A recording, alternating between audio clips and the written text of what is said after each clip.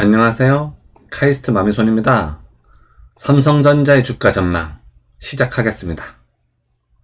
자, 오늘의 내용입니다.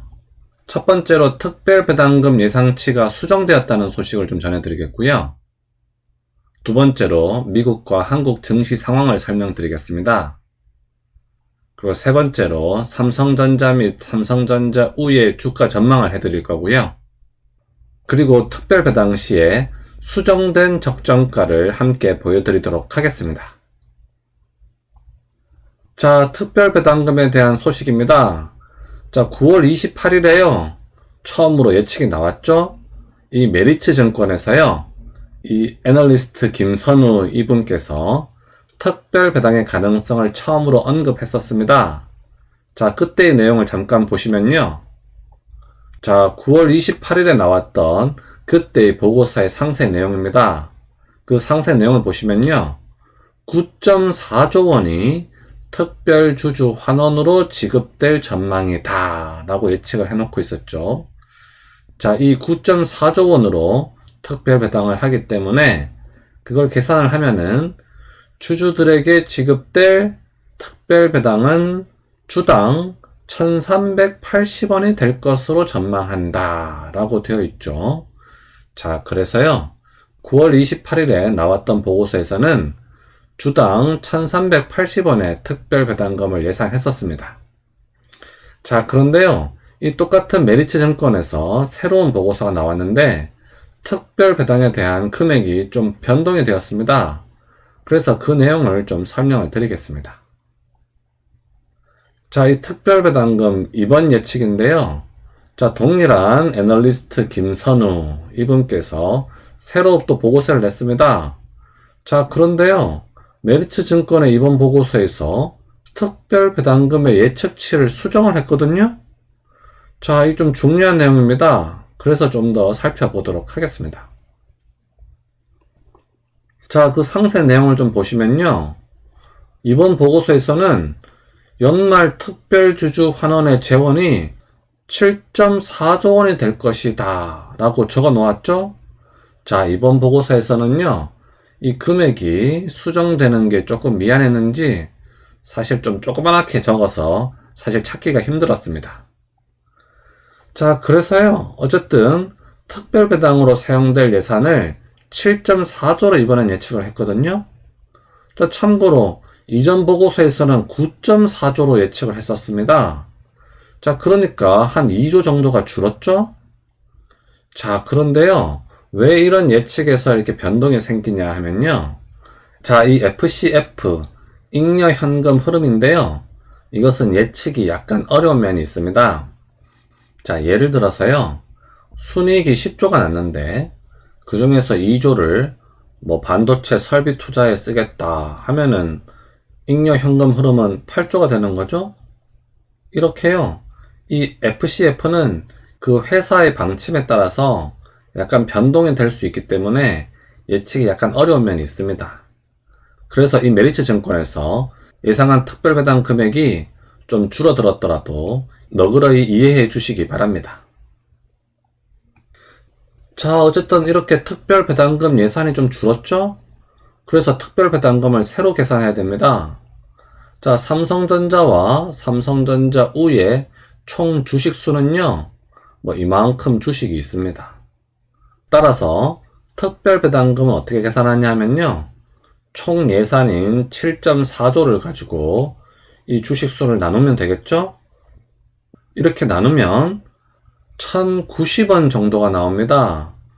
자, 참고로 이전 예측치는 1380원이었거든요? 그러니까 한 300원 정도 줄었네요. 그쵸? 그래서 특별배당을 크게 기대하셨던 분들에게는 좀 안 좋은 소식이라고 할 수 있겠습니다. 자, 이렇게 특별배당금이 줄어들었기 때문에 적정가도 수정을 해야 되겠죠? 그래서 뒤에서 보여드리도록 하겠습니다. 자, 이 페이지는 미국 증시 상황 S&P 500 지수입니다. 자, 여기서부터 보시면요. 내려왔다가 올라갔다가 내려왔다가 올라갔다가 이제 사실 이제 조정 타이밍이 와야 되는데요. 조정이 아직 오지 않고 잘 버티고 있는 그런 상황입니다. 자, 이것은 한국 증시의 상황 코스피 지수입니다. 자, 한동안 박스피라고 해서요. 여기서 왔다 갔다 하다가요. 이번에 여기에 쭉 상승을 하고 있는 그런 상황입니다. 사실은 이제 조정 타이밍이 올 때가 되긴 됐는데요. 조정이 오지 않고 잘 버티고 있는 그런 상황이죠. 어쨌든 아직까지는 상승세가 유효하다고 할 수 있겠습니다. 자, 이것은 삼성전자의 주가 차트 주봉입니다. 자, 코로나 사태 이후로요. 쭉 상승하다가 3주 전부터 이렇게 좀 쭉 가파르게 좀 상승을 했죠.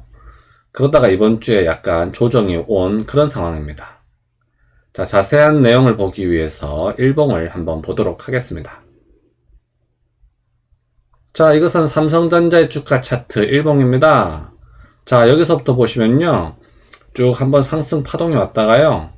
살짝 조정에 들어가는 듯 하다가 2차 상승이 왔죠. 그러면서 다시 한번 쭉 크게 상승을 했습니다. 그리고 나서 이제 좀 조정이 좀 왔고요. 조정이 오고 나서 좀 약간 이렇게 여기서 이렇게 버티고 있는 그런 상황입니다. 제가 봤을 때는요. 이번 조정이 아마 여기서 끝난 것으로 보입니다. 그래서 다음 주에는 다시 상승할 수 있을 것으로 보이는데요. 뭐 별다른 큰 호재가 없다면 그 상승 각도는 이렇게 가파르지는 않을 것으로 전망이 됩니다. 자, 그리고 여기다가 이제 적정가를 한번 표기해 보도록 하겠습니다. 앞에서 말씀드렸습니다만 특별 배당금이 줄었죠? 그 줄었기 때문에요. 적정가도 함께 내려갔습니다. 자, 여기는요.